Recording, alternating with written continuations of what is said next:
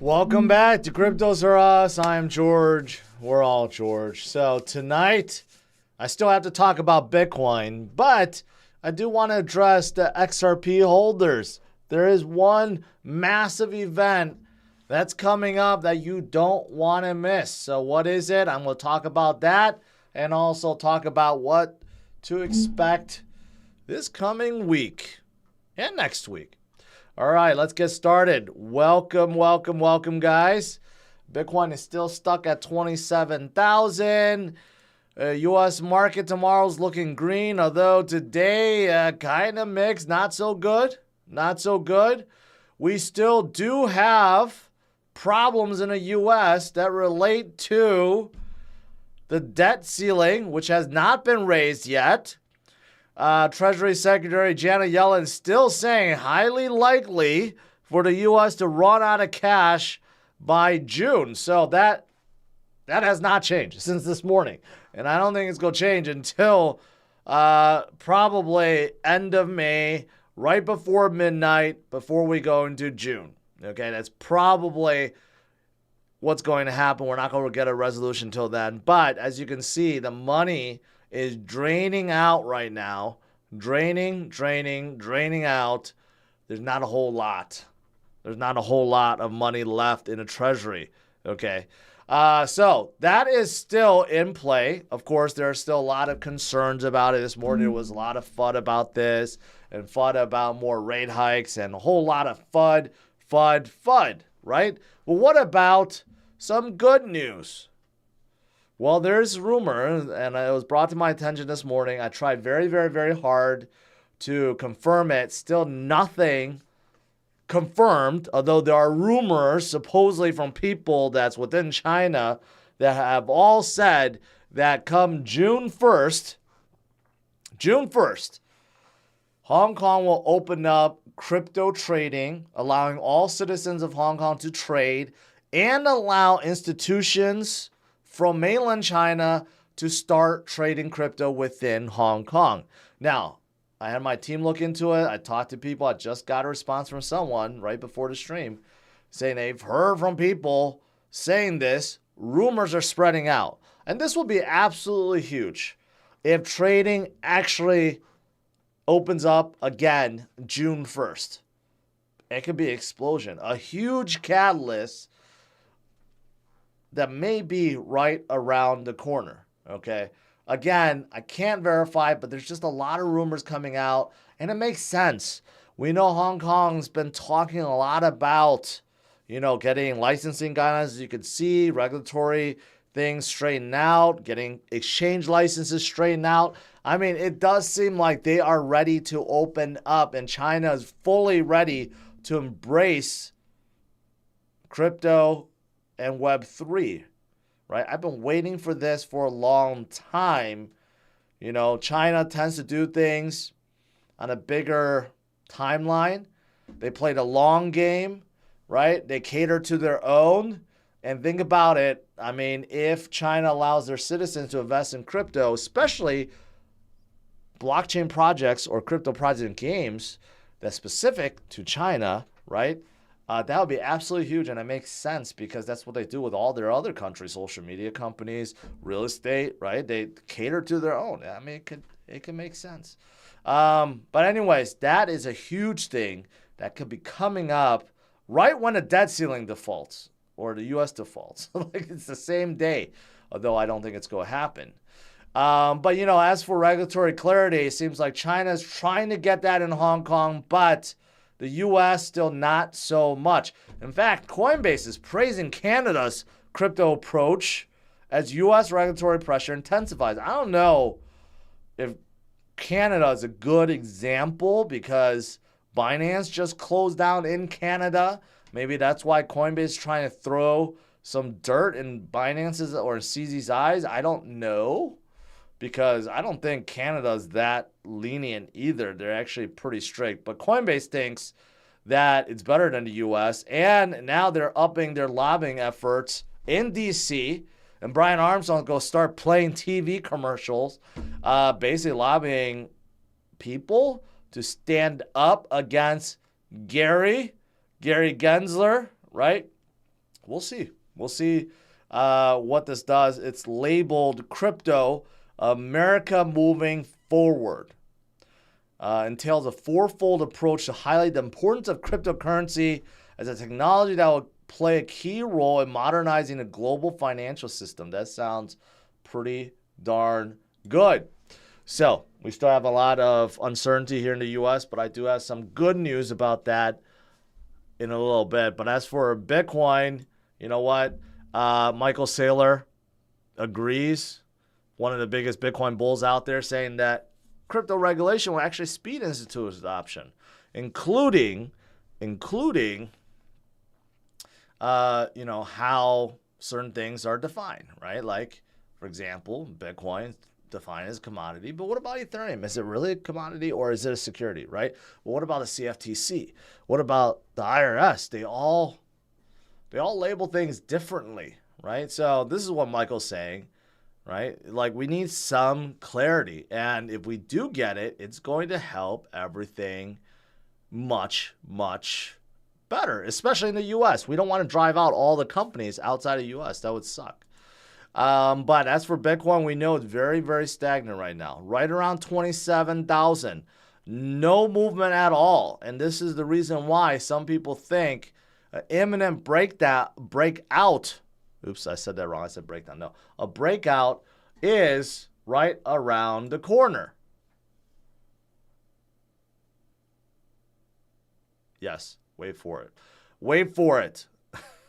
And of course, you have a lot of data that supports this. For example, the exchanges, they don't have a whole lot of reserves. Reserves for Ethereum and Bitcoin, pretty much at all-time low. It keeps dropping and dropping and dropping. For Bitcoin, it's not quite there yet, but pretty soon. Ethereum is already at all-time low, right? So there's a lot of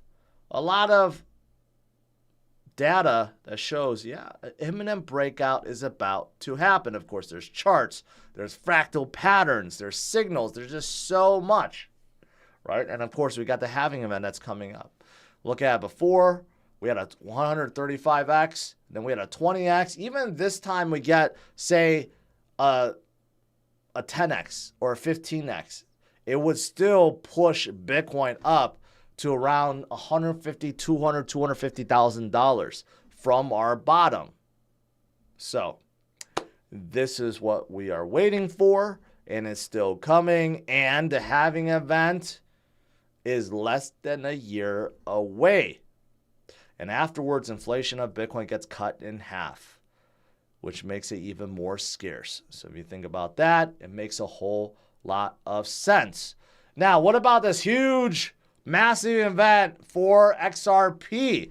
Now we have a date. I knew this was coming, but I didn't know the exact date. The release of the Hinman testimonies, okay? Hinman speech documents.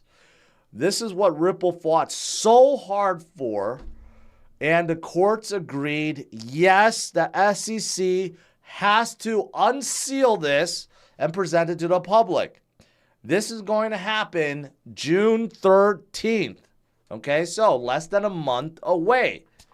If this comes out, then Ripple and everyone else in the industry will see how the previous director labeled Ethereum a commodity and what criteria he used to make that determination so that everyone can fight against the SEC.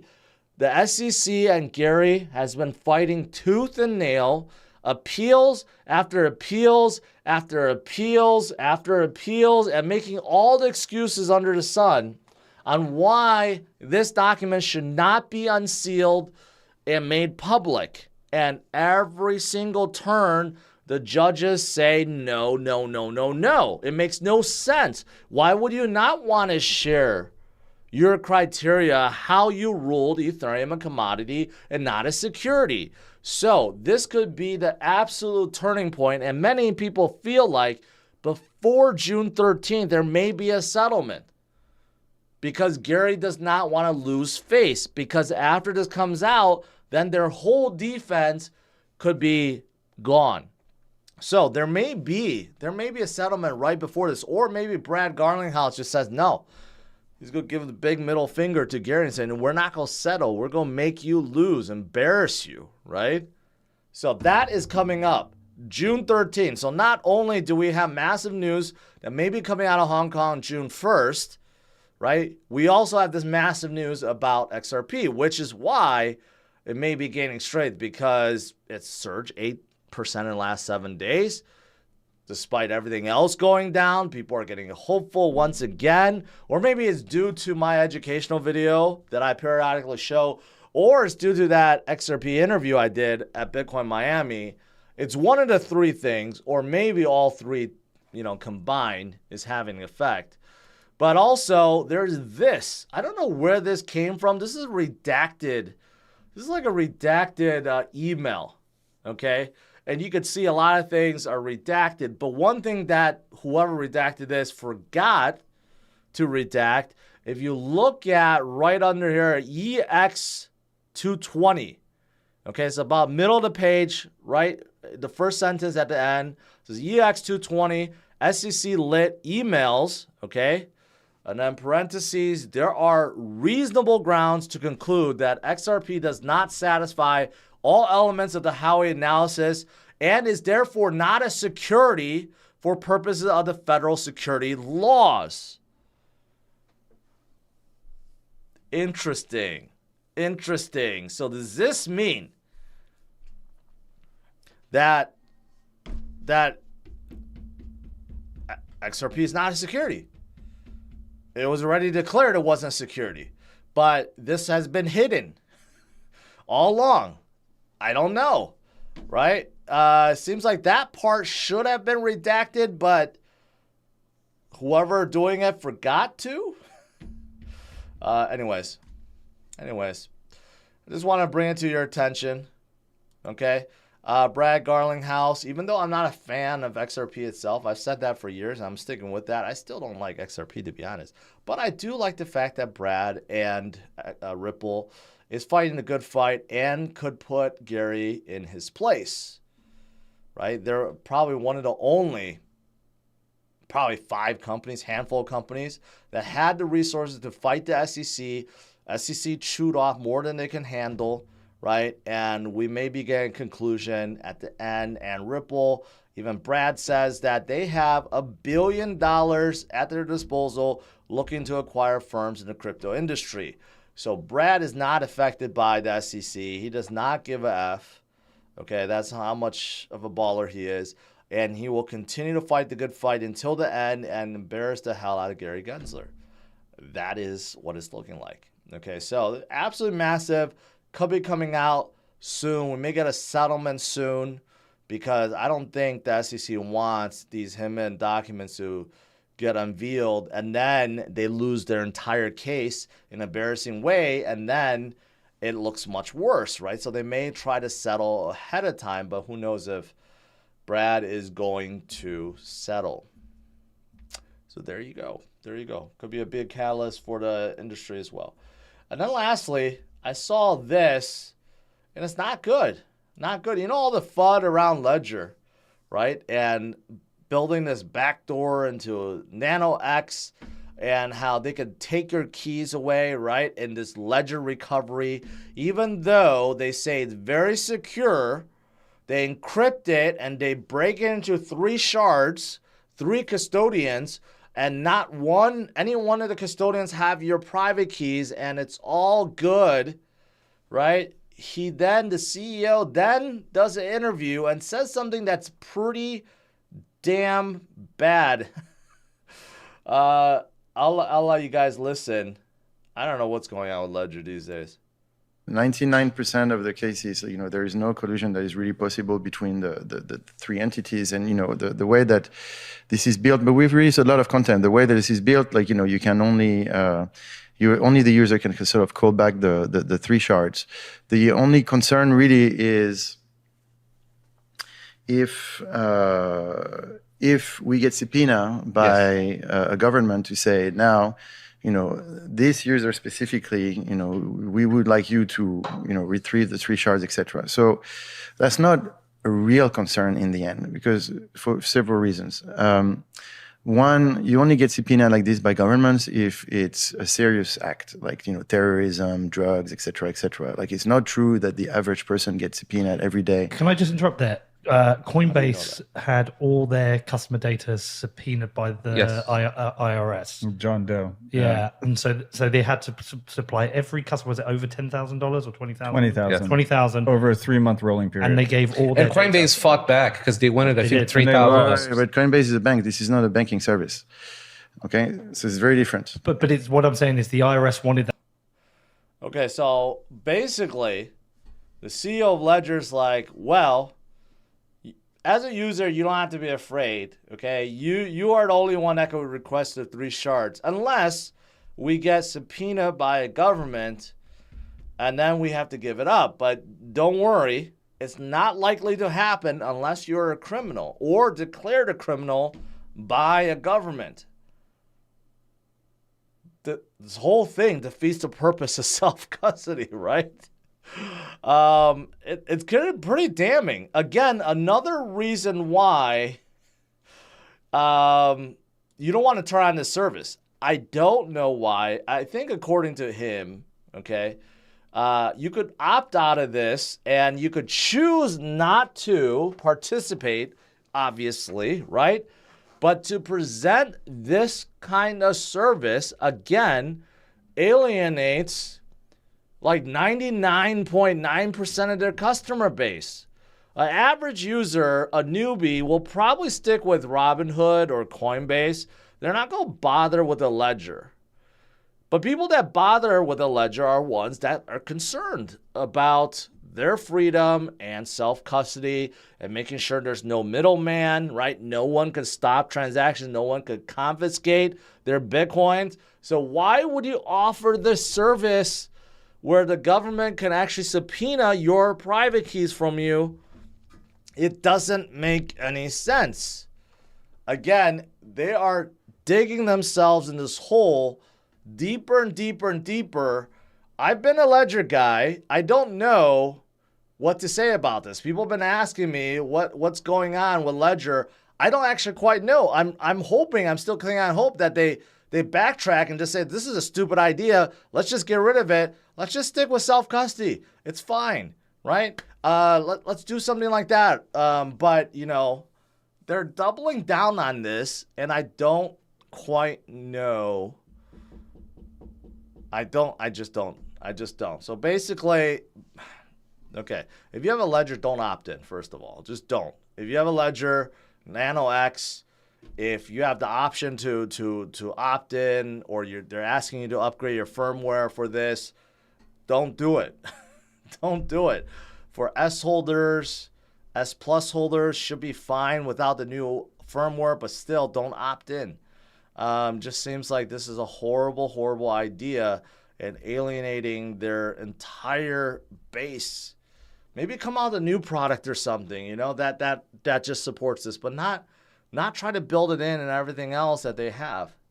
Anyways, just wanted to let you guys know. Be careful. All right, that's pretty much it.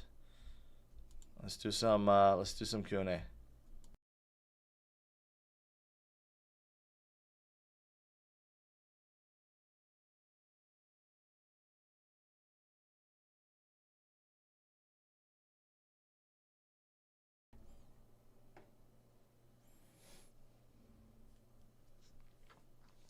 Red Beer Wrench is saying, you're being naive. I guarantee the U.S. is pressuring them as hard as they will other hardware wallet makers. Well, how about you just don't comply? Right? I haven't seen others comply. I haven't seen others offer this service yet. How about not being the first then, right? Basically what you're saying is just comply, right? Like basically if the government asks anyone to do anything, you just comply and you don't fight back. With that argument, then we might as well let the SEC declare everything as security too, right? I mean, you got to push back. I get what you're saying. It's hard to fight the government, but you have to make a stand at some point and fight back, especially if you know that this is your customers, your user base, right? They have a hardware wallet because they don't want the government to take their private keys, right? It's a little bit different. Am I going to watch the game? I was watching the game until I had to stream. The Lakers better win. They better not be blown out 4-0, because if they do, it'll be utterly embarrassing. Just like the Celtics. I don't mind if the Celtics get blown out, but not the Lakers. Money to be made with Axiom Space NFTs. Verified HP. I have no idea. No idea. Did I hear about Hitbit going down this morning? I think I covered them. There was one exchange that's giving up and just they're closing up shop. I think it may be Hitbit. Yeah, I covered that this morning. So this is the reason why. Another reason why to get a hardware wallet, but another reason why to trust trustworthy exchanges. If you get a lot of these ones that just go belly up or decide to go close shop, kind of sucks. No, I don't hope Nuggets sweep. That would be embarrassing. I'm hoping Lakers pull out in 7 games. Creates history, right? LeBron could do so. Defeat the Nuggets in 7 games, and then moves forward.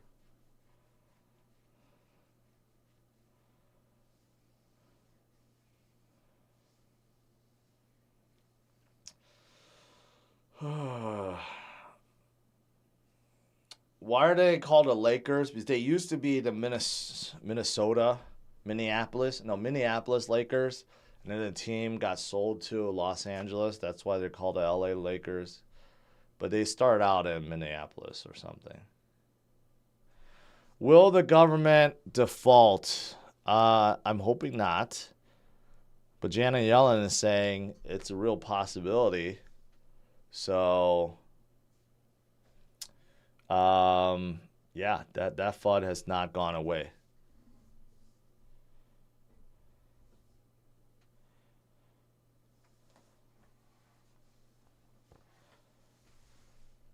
How do you beat the Warriors but get swept by the Nuggets? Nuggets is a way better team than the Warriors. Clay's not the same guy. Jordan Poole, not the same guy. He was playing lights out when Clay was out, but since then he's just not playing the same. And he got his large contract too. I don't know. Franco, not updating Ledger firmware prevents people from not only recover feature, but also getting a bug against vulnerability and new menaces. So basically, Ledger is no-go anymore.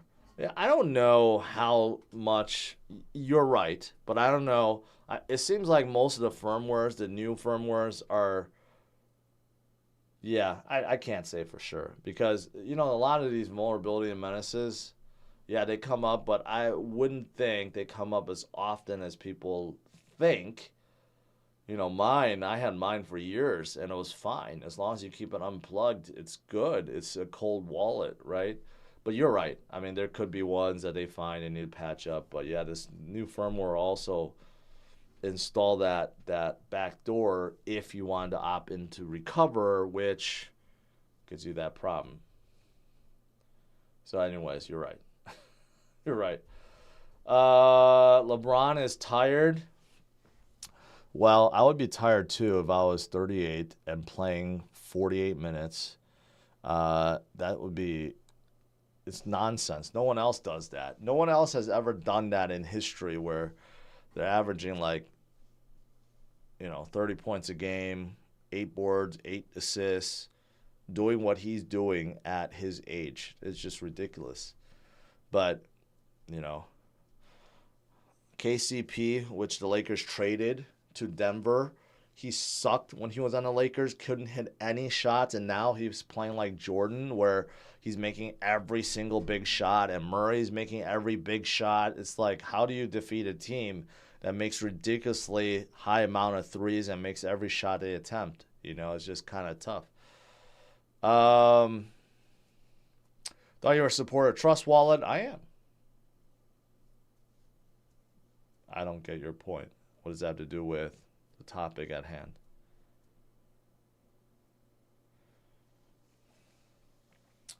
Jerry, appreciate that. I had some fun. I had some fun times in Miami.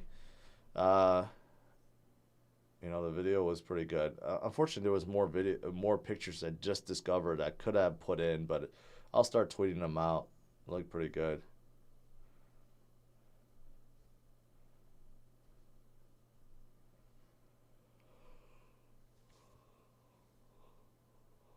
Oh, the Joker. I mean, Jokic also makes crazy threes too. I mean, Denver is just good. I mean, these guys playing lights out in the playoffs. You know, you got to give them their props. Joker should have won 3 MVPs. People didn't want to give it to him because of what Perkins said. But, I mean, look at how good he is. He's not the most dominant or the best at defense, but he's definitely the most valuable player by far in the league. But, you know, after what Perkins said and everyone's like, oh, yeah, we can't vote for him again. And Mark Jackson didn't even put him in the top 5 on purpose. Mark Jackson should be fired. You know, I mean, that's just ridiculous. That's how much bias there is.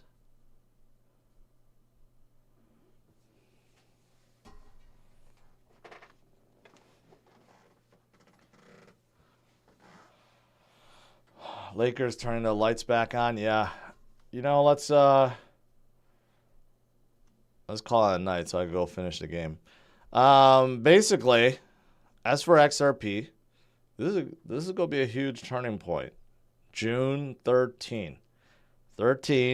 Maybe there's a settlement beforehand, right? But this is absolutely huge.